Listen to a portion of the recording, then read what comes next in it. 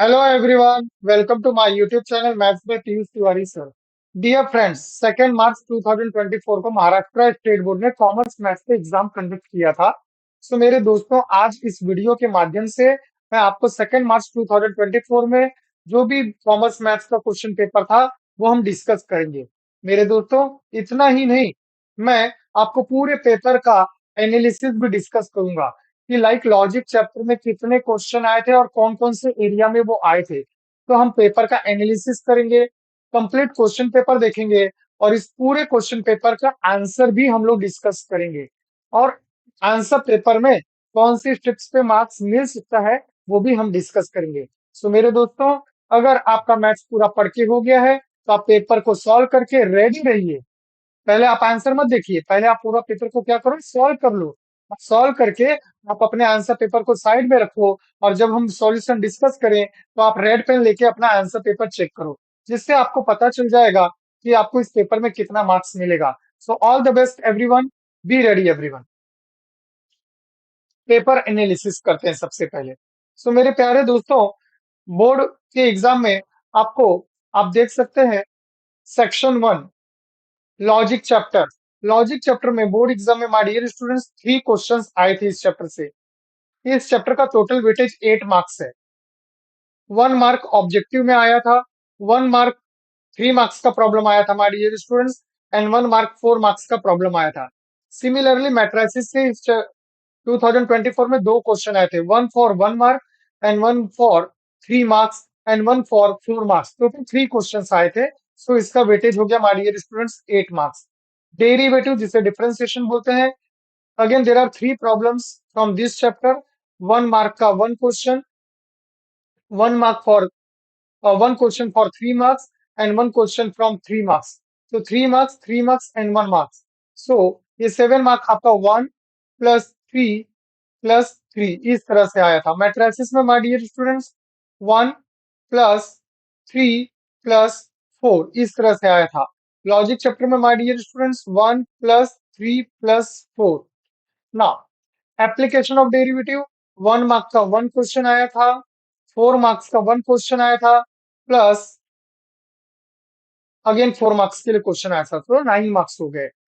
Definite integration my dear students, आप देख सकते हैं 2024 में 1 मार्क के 4 क्वेश्चन पूछे गए हैं। केयरफुल रहिए, मतलब इनडेफिनेट इंटीग्रेशन में कंपलसरी में आया था ये 4 क्वेश्चन, प्लस 3 मार्क का 1 क्वेश्चन आया था।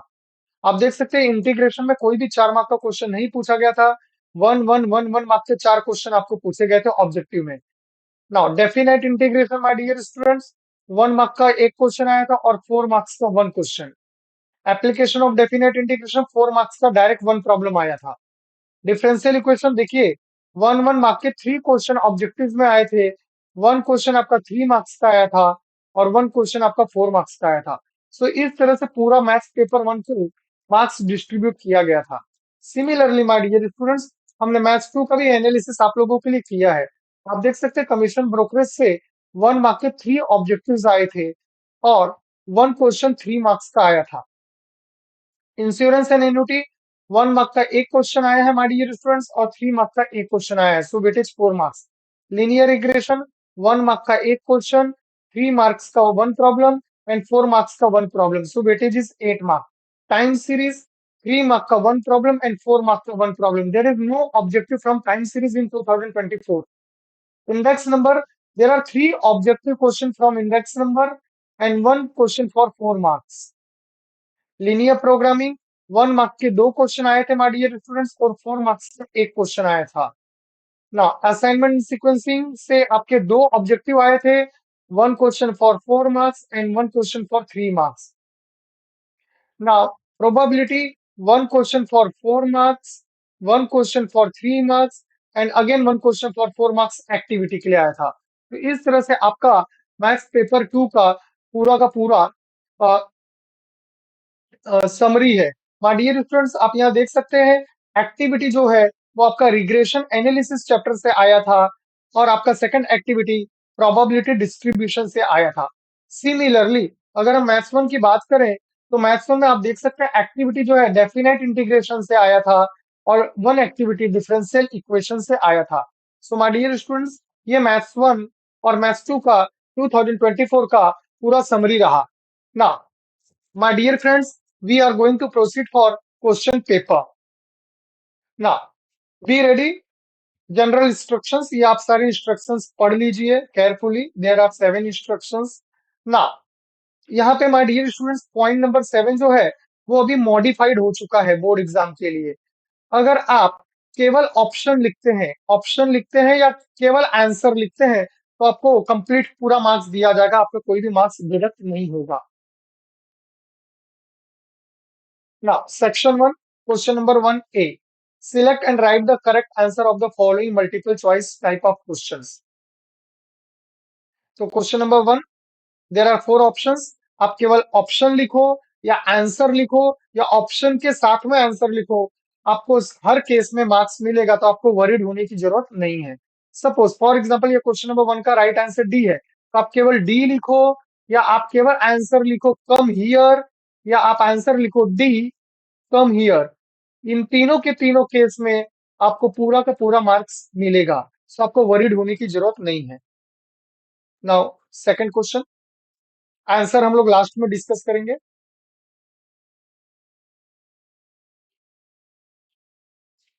क्वेश्चन नंबर 1A का third and fourth, try to solve. Video pause करके आप पेपर सॉल्व करें।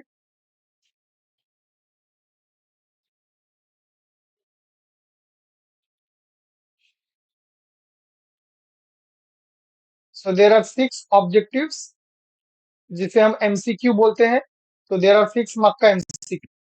और क्वेश्चन नंबर 1 का बी, ट्रू और फॉल्स, देयर आर 3 ट्रू और false, 1 mark each.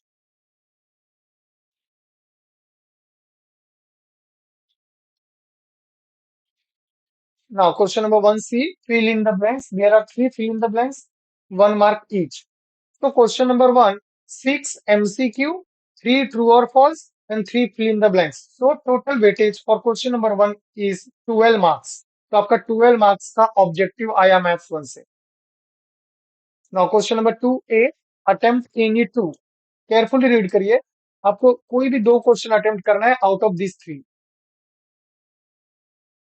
3 marks each.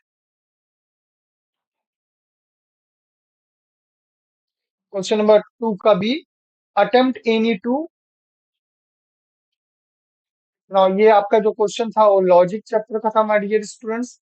ये क्वेश्चन आपका एप्लीकेशन ऑफ डेरिवेटिव, और ये क्वेश्चन है आपका application of definite integration.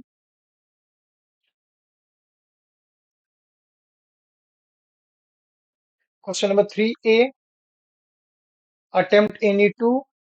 First question आपका डिफरेंशिएशन चैप्टर का है, सेकंड क्वेश्चन आपके इंटीग्रेशन चैप्टर का है, और थर्ड क्वेश्चन आपका डिफरेंशियल इक्वेशन चैप्टर का है। Attempt any to, attempt any one. First question आपका matrices,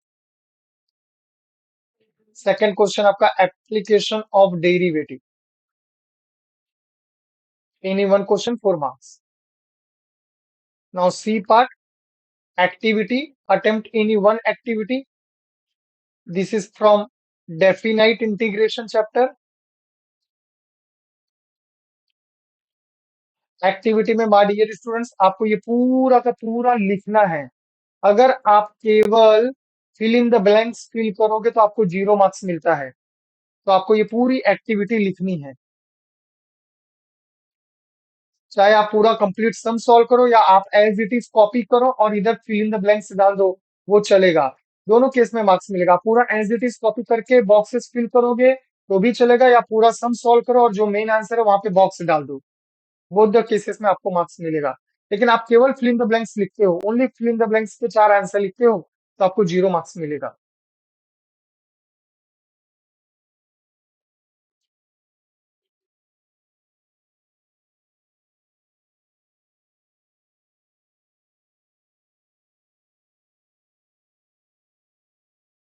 the next activity question.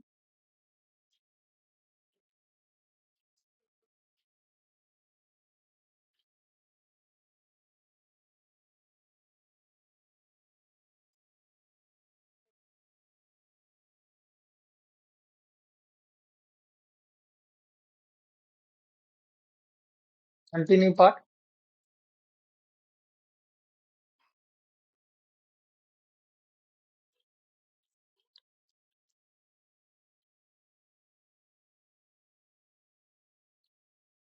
So, my dear students, section 1 completed. Now start paper 2, section 2. Question number 4A.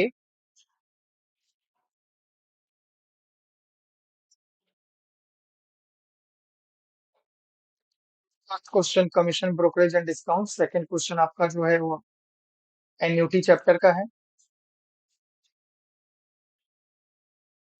Third MCQ regression analysis chapter से है। Fourth MCQ index number chapter से है।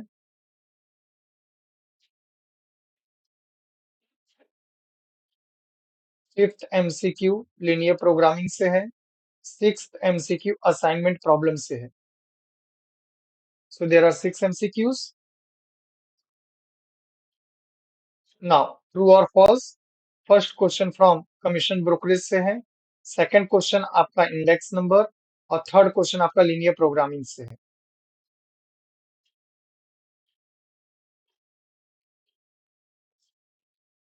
Fill in the blanks. There are three fill in the blanks. First question again commission and brokerage. Second question आपका index number और third question आपका sequencing chapter से है।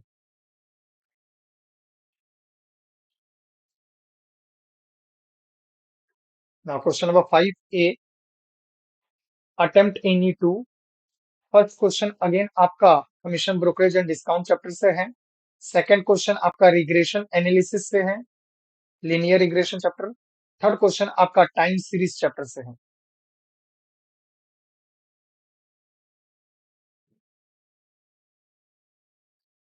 चाहे बी का first index number chapter से है, आपको वॉल्चर्स प्राइस इंडेक्स नंबर पूछा गया था और इसे सॉल्व करना है। हमें एक्स की वैल्यू पूछी गई है।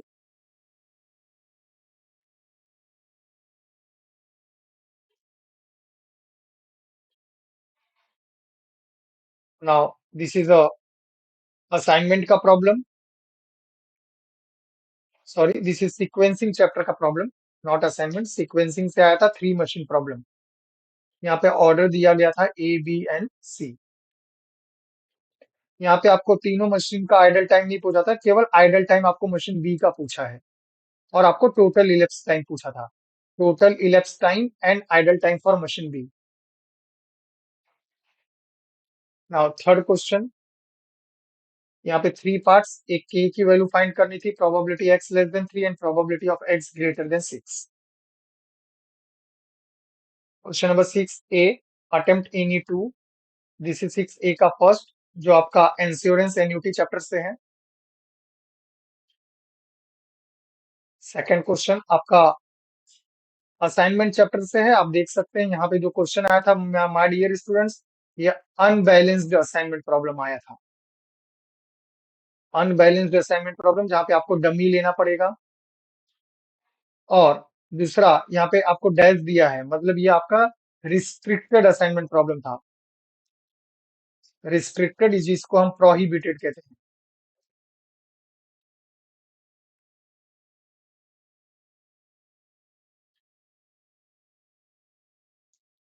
Now this is a problem from binomial distribution. Probability distribution के अंदर एक कॉन्सेप्ट है बायनोमियल, तो ये बायनोमियल डिस्ट्रीब्यूशन से रिलेटेड था।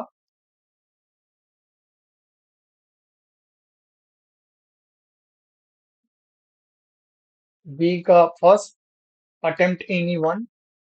जो फर्स्ट क्वेश्चन है it is related to time series least square method.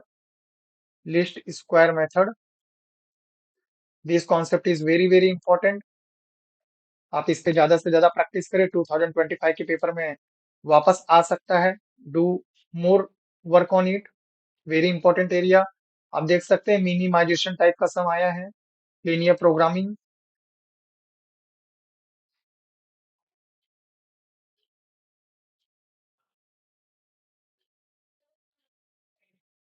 Now C attempt any one activity, आपको एक्टिविटी रिग्रेशन चैप्टर से पूछा है।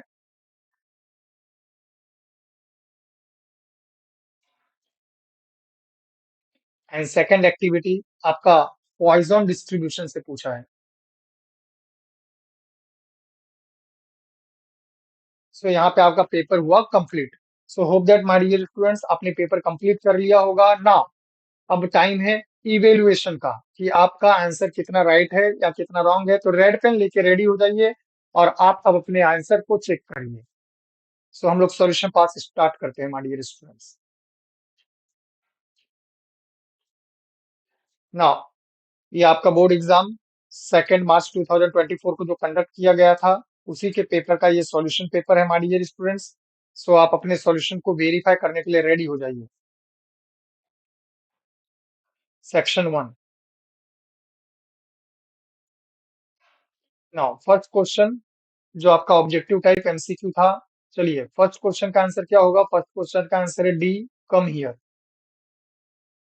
पहला क्वेश्चन आपका था हमारे डियर स्टूडेंट्स कि इनमें से कौन सा स्टेटमेंट नहीं है, not a statement. So correct answer is first का डी, कम हियर। सेकंड का बी, थर्ड का बी, फोर्थ का बी, फिफ्थ का सी एंड सिक्स का A. So it is a 6 marks problem, 1 mark each. हर एक के लिए वन वन मार्क का है, तो it is one one mark for each question. Now let us see true और फॉल्स। फर्स्ट ट्रू था, सेकंड फॉल्स था और थर्ड ट्रू था। माय डियर स्टूडेंट्स अगर आप केवल टी लिखे होंगे, फर्स्ट का केवल टी लिखोगे यू विल गेट 0 मार्क्स। आपको TRUE पूरा लिखना है। ट्रू, सेकंड का फॉल्स, थर्ड का true. Now fill in the blanks. First का आंसर है ग्रेडियंट, सेकंड का आंसर है टू और थर्ड का आंसर है particular solution. 1 mark each.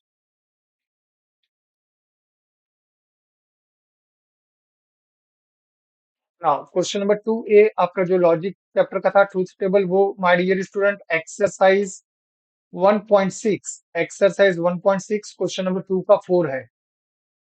Exercise 1.6 में क्वेश्चन नंबर 2 खोलिए, उसका फोर्थ सम देखिए, सेम सम आया था। माय डियर स्टूडेंट्स यह इट इज 3 मार्क्स प्रॉब्लम। सो आपको 3 मार्क्स कहाँ कहाँ मिल सकता है जो हम बता रहे हैं, ये हमारा अंदाजे से हम बता रहे हैं, अनुभव से बता रहे हैं कि आपको कहाँ मिल सकता है। 1 मार्क आपको इफ कॉलम पे हो सकता है, 1 मार्क आपको इफ कॉलम पे हो सकता है और 1 मार्क आपको स्टेटमेंट पे हो सकता है कि all the truth value in the last column are T, hence it is the tautology. So it is 3 marks problem.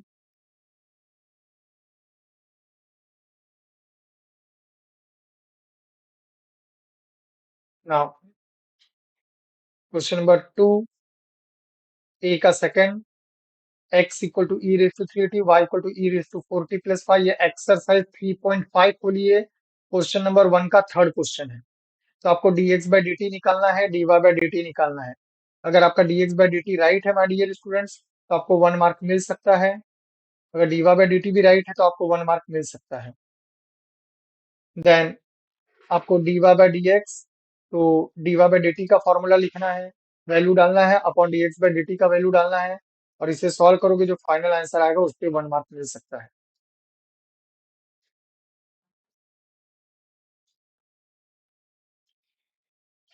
So it is 3 marks problem. इस तरह से आपको 3 मार्क्स हो सकता है।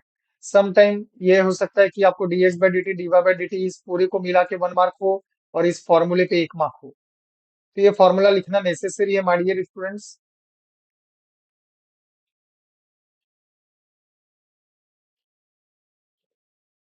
नेक्स्ट क्वेश्चन आपको पूछा गया था एक्सरसाइज 2.4 क्वेश्चन नंबर 7 का फर्स्ट सम है my dear student. Exercise 2.4 question number 7 का फर्स्ट सम। अगर आपने ए ट्रांसपोज निकाला होगा तो आपको 1 मार्क मिल सकता है। आपने बी ट्रांसपोज निकाला होगा तो 1 मार्क मिल सकता है। और आपको ये वैल्यू पूछी गई थी A transpose plus 4 times B transpose, उसके फाइनल आंसर पे भी आपको 1 मार्क मिल सकता है। तो ये मेरा अंदाजा है बच्चों की इस तरह से मार्किंग हो सकता है, मार्किंग स्कीम में चेंजेस हो सकती है। आप केवल अपने आंसर्स को चेक करें।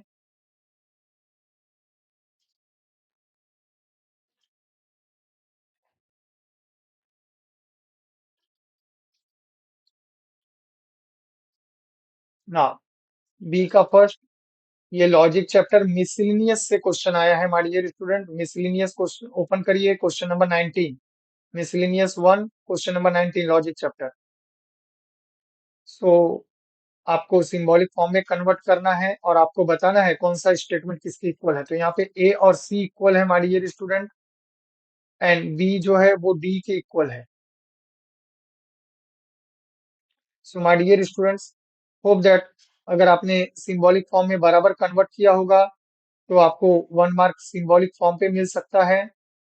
फिर 1 मार्क आपको P इम्प्लाइज Q का इक्विवेलेंट फॉर्म, 1 मार्क आपका Q इम्प्लाइज P के इक्विवेलेंट फॉर्म पे, और 1 मार्क आपके स्टेटमेंट पे हो सकता है।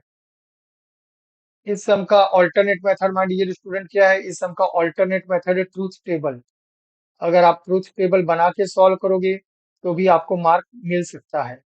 That is the alternate solution, जिसमें आप इन चारों स्टेटमेंट का ट्रूथ टेबल बनाओगे और आप बताओगे कि ए वाले का एंट्रीज और सी वाले की एंट्रीज आइडेंटिकल है, सिमिलरली बी और डी का एंट्रीज आइडेंटिकल है, देयरफॉर ये इक्विवेलेंट है।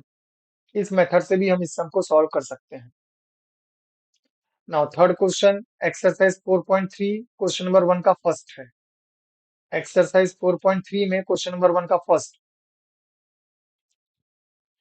So my dear students, F dash X अगर आप डेरिवेटिव निकालेंगे तो आपको 1 मार्क मिल सकता है। आपने एक्स की वैल्यू निकालेंगे तो आपको 1 मार्क मिल सकता है। देन आफ्टर दैट अगर हम लोग डबल डेरिवेटिव निकालें तो एफ डबल डैश एक्स आता है, दैट इज 72 माइनस 42। फिर एक्स के जगह पे 6 डालेंगे तो एफ डबल डैश 630 आता है, विच इज ग्रेटर देन 0। तो F has minimum at X equal to 6। यहाँ पे आपका 1 मार्क बन सकता है। और फाइनली एफ ऑफ 6 की वैल्यू पे आपको 1 मार्क मिल सकता है।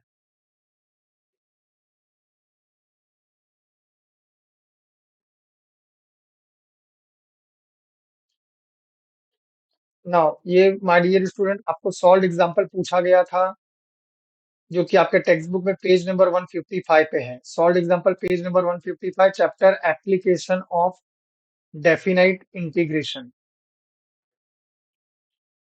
सो ग्राफ पे 1 मार्क है माय डियर स्टूडेंट्स, आपको रफ ग्राफ बनाना है। तो ग्राफ पे 1 मार्क। देन आपको एरिया फाइंड आउट करना है। सो इट इज 4 मार्क्स प्रॉब्लम। तो 1 मार्क तो आपके फाइनल आंसर पे होगा my dear students. Square unit लिखना कंपलसरी होता है। तो 1 मार्क आपके फाइनल आंसर पे हो सकता है। 1 मार्क आपने ये जो एरिया लिखा है A equal to A1 plus mod of A2, ये फॉर्मूले पे 1 मार्क हो सकता है। और 1 मार्क आपने जो इंटीग्रेशन लिया है उस पे हो सकता है, आपने इंटीग्रेशन किया ना, उस पे 1 मार्क मिल सकता है।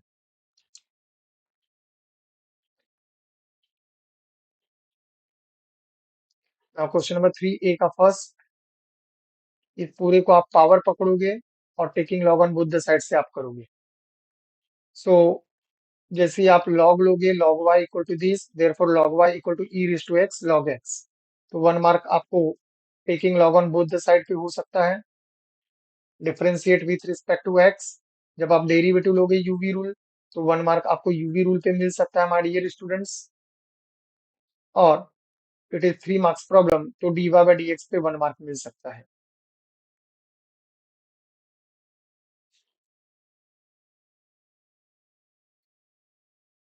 नाउ एफ डैश एक्स,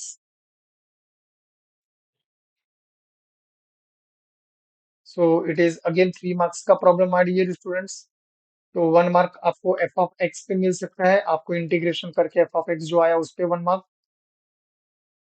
1 मार्क आपको सी की वैल्यू पे हो सकता है, जो आप सी की वैल्यू फाइंड करो तो आपको सी की वैल्यू पे 1 मार्क मिल सकता है।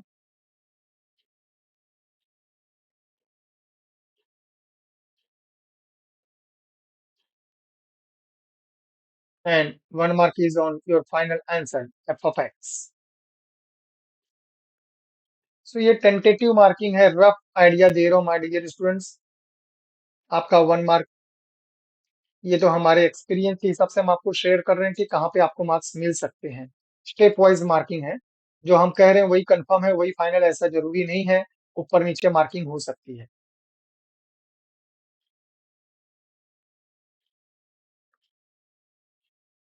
ना 3x² ये आपने डिफरेंशियल इक्वेशन चैप्टर से है। 1 मार्क आपके डिफरेंशिएशन पे हो सकता है, डेरिवेटिव पे जहाँ पे आपको 1 मार्क मिल सकता है। फिर इक्वेशन 1 बिकम, यहाँ पे आपको 1 मार्क मिल सकता है। जब आपने डेरिवेटिव ले लिया तो 1 मार्क। उसके बाद इक्वेशन 1, ये 35a को आपने रिप्लेस किया, ये 35a के प्लेस पे क्या डालोगे? 35a के प्लेस पे ये पूरा का पूरा लेफ्ट हैंड साइड क्या करोगे? सब्स्टिट्यूट। तो उस पे 1 मार्क मिल सकता है। और आपको फाइनल आंसर पे 1 मार्क हो सकता है।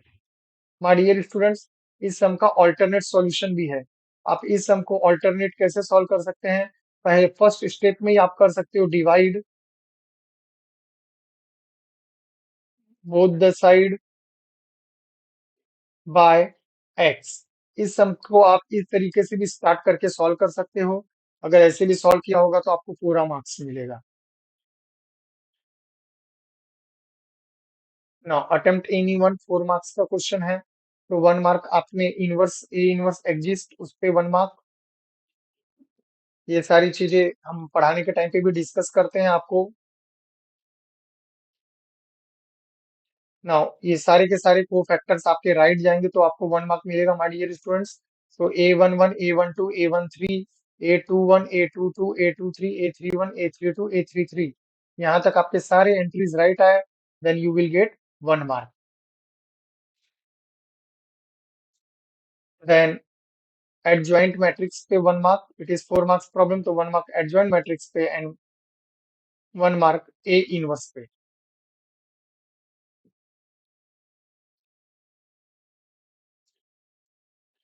Now, EC, AC, APC, so my dear students, it is 4 marks problem और हर एक पे 1 1 मार्क होगा।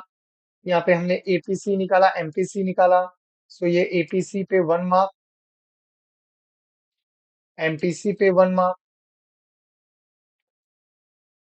एम उसके बाद आपका एमपीएस पे 1 मार्क,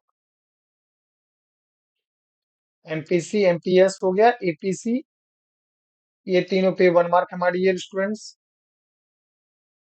एमपीएस पे आपको 1 मार्क मिला। और सम टाइम यहाँ पे आपने एपीसी और एमपीसी यहाँ पे आप ले आए तो यहाँ पे भी 1 मार्क आपको मिल जाएगा। एपीसी निकालो, MPC. So this is the tentative idea कि इस तरह से आपको मार्किंग हो सकता है।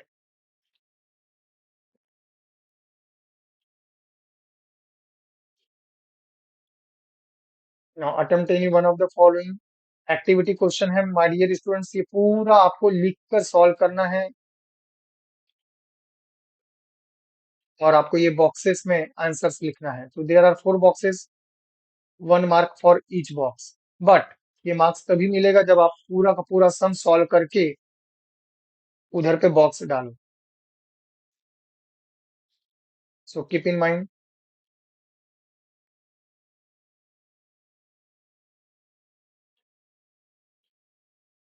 Now this is the second activity problem, 1 mark for each box. But आपको पूरा सम सॉल्व करना है एज इट इज, जैसा क्वेश्चन पेपर में दिया पूरा लिखना है। ये केवल आपको एक रफ आइडिया दिया गया है कि आपको कैसे सॉल्व किया गया है। It is rough idea but आपको एग्जाम में पूरा सम सॉल्व करना है। Now let us proceed to section 2। Question number 4A, first question का answer through discount option B. Second question option B, end of each period. Third question, option B, independent of change of origin but not of scale. Fourth, option C. Fifth, option B. Sixth, option A. So 1 mark for each. There are 6 objectives, 6 marks. Now true or false? First, second, third. All three questions का answer false. C. The banker discount is always higher. आप higher word लिखिए या आप more भी word use कर सकते हैं। The banker discount is always more than the true discount. The banker discount is always higher than the true discount. Greater word भी use कर सकते हैं आप. The banker discount is always greater than the true discount. The cost of living index number using weighted relative method is given by summation IW upon summation W. ये formula है. And here total elapsed time. 1 mark for each. Question number 5A.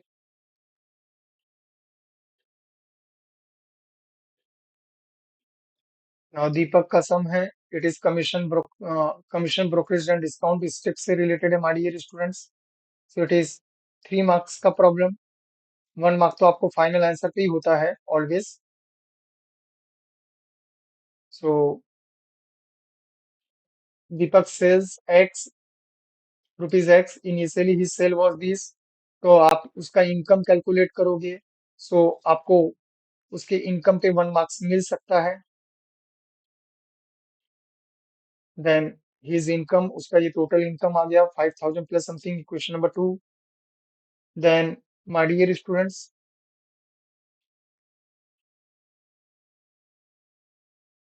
His income remains unchanged, ये condition है. ये condition में आप value डालोगे तो आपको 1 मार्क मिल सकता है और 1 मार्क आपको फाइनल आंसर पे मिल सकता है.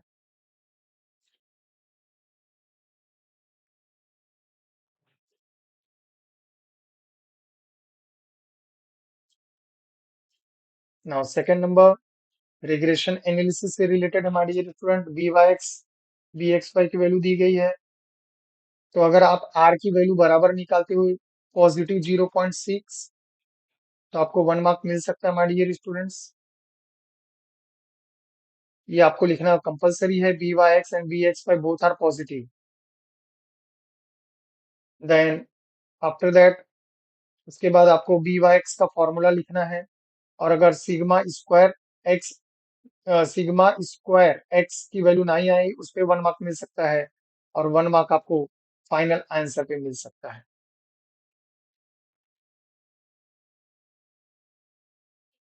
Now 4 yearly moving average. तो it is 3 marks problem. 1 mark for your last column. Always हमेशा लास्ट कॉलम में फाइनल आपका आंसर होता है, उस पर 1 मार्क हो सकता है. सेकेंड लास्ट कॉलम पे 1 मार्क हो सकता है. और 4 ईयरली मूविंग टोटल पे आपको 1 मार्क मिल सकता है. आइदर कॉलम 3 पे 1 मार्क मिल सकता है और 4 पे मिल सकता है. It is a decision of the board.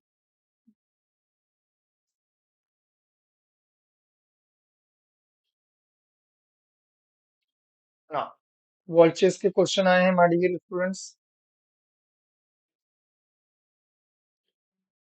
It is 4 marks problem.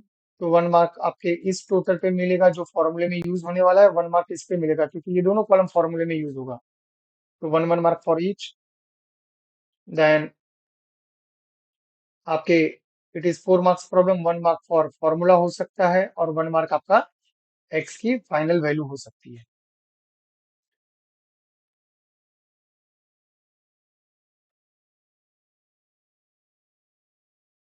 Now again 4 marks का problem. So my dear students, 1 mark आपके इस सीक्वेंस पे मिल सकता है. जो आपका सीक्वेंस आया 3 2 5 4 1.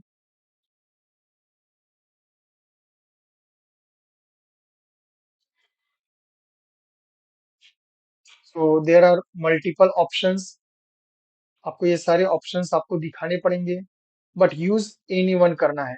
अगर आपने एक ऑप्शन भी दिखाया होगा तो भी चल जाएगा, बट देयर आर मल्टीपल. अगर आप सारे आंसर दिखाते हो तो it's well and good. Then आपकी ये टेबल, ये जब आप टेबल बनाएंगे ये पूरा टेबल आपका कंप्लीटली राइट होगा हमारे डियर स्टूडेंट्स. तो 1 मार्क टेबल पे है. 1 मार्क आपका टोटल इलेप्स टाइम क्वेश्चन में पूछा गया है, इसके लिए 1 मार्क टोटल इलेप्स टाइम पे है. और 1 मार्क आपका idle time for machine B है.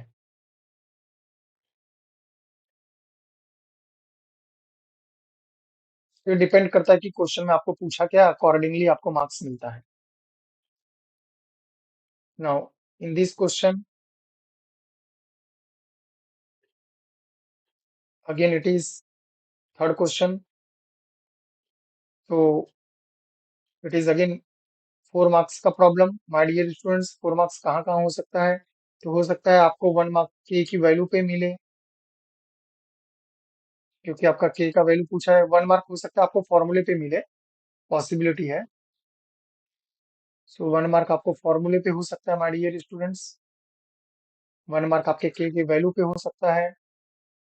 1 mark probability of x greater than 3 calculate करेंगे उस पे हो सकता है, क्योंकि क्वेश्चन में जो पूछा है उसी पे मार्क्स हैं। प्रोबेबिलिटी एक्स लेस देन 3 पूछा है, तो probability x less than 3 that is 3/10 उस पे मिल सकता है। और क्वेश्चन में आपको पूछा है probability of x greater than 6 not less than. Question में था greater than 6, probability of x greater than 6, तो ग्रेटर देन 6 का मतलब प्रोबेबिलिटी ऑफ 7। तो 1 मार्क आपको probability of x greater than 6 के आंसर पे हो सकता है। नाउ क्वेश्चन नंबर 6 है, 3 मार्क्स का प्रॉब्लम है my dear students.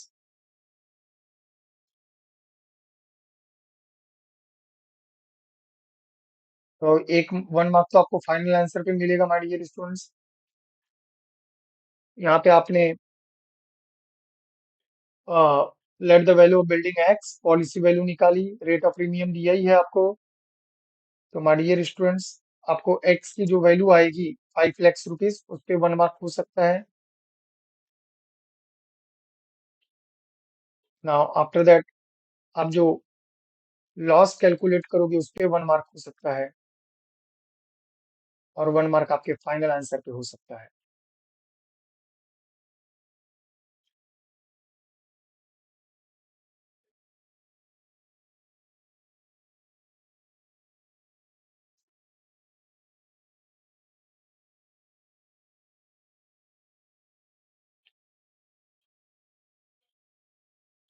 Now this is unbalanced problem, तो 1 मार्क आपको बैलेंस बनाने के लिए मिल सकता है। जैसे आप ये डमी रो डालेंगे तो आपको 1 मार्क मिल सकता है। Then after that row minimization है। उसके बाद ये 1 मार्क आपको कॉलम मिनिमाइजेशन या अलोकेशन पे मिल सकता है। आपने अलोकेशन किया, यू विल गेट 1 मार्क, और 1 मार्क आपके फाइनल आंसर पे मिल सकता है। रुपीज लिखना नेसेसरी है, एंड इट इज 2800, क्योंकि क्वेश्चन में इन 100 दिया है। तो अगर आप केवल 28 लिखते हो तो आपका 1 मार्क डिडक्ट हो सकता है।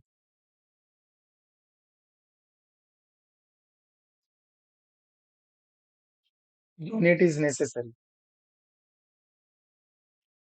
नाउ यहाँ पे आपको P की वैल्यू कैलकुलेट करोगे या Q की वैल्यू कैलकुलेट करोगे तो आपको 1 मार्क मिल सकता है my dear student. Then 1 mark आप प्रोबेबिलिटी ऑफ एक्स में सब्स्टिट्यूट करो, और फाइनल 1 मार्क आपके फाइनल आंसर पे हो सकता है।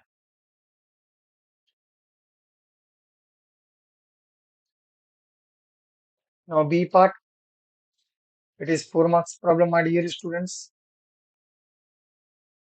तो as you know that 1 mark तो फाइनल आंसर पे ही होता है। तो ये आप कैलकुलेट करोगे, यू कैलकुलेट करोगे सिंस इट इज ऑड, और ये सब आप फाइंड करोगे my dear students. Then you will get 1 mark for this table. ये टेबल आपका राइट होएगा तो आपको 1 मार्क मिलेगा। देन आपकी ए की वैल्यू राइट आएगी my dear students.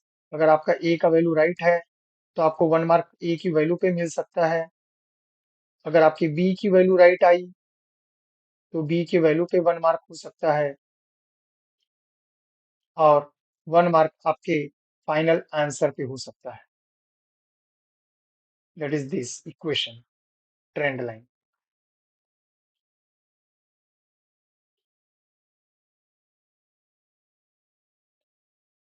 Now linear programming problem, as you know that 1 mark आपके ग्राफ पे होता है my dear student.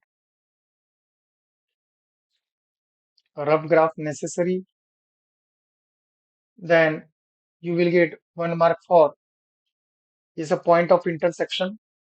P is the point of intersection of line this and this. तो ये point of intersection P निकाला, Q is point of intersection of line this and this. तो point of intersection Q find किया आपने। Then my dear students, maybe you will get 1 mark for this table. Then minimum value of Z is 6 at Q and F. 1 mark for these. And 1 mark. LPP has infinitely many solution. ये लिखना बहुत ही compulsory line है. It is very very important line. So 1 mark for this final answer.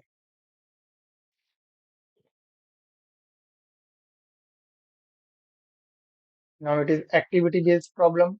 So there are 4 fill in the blanks. आपको ये पूरा sum solve करना है, केवल आंसर नहीं लिखना है, कंप्लीट आंसर सॉल्व करना है और इस तरह से बॉक्सेस फिल करना है. So there are 4 boxes, 1 mark for each box, but you have to solve complete sum. Now see का second, again there are 4 boxes. तो आपको पूरे के पूरे सम सॉल्व करने हैं, कंप्लीट सम सॉल्व करना है, जैसा क्वेश्चन पेपर में दिया पूरा सम सॉल्व करना है और बॉक्सेस फिल कर देना है. Then you will get again 4 marks.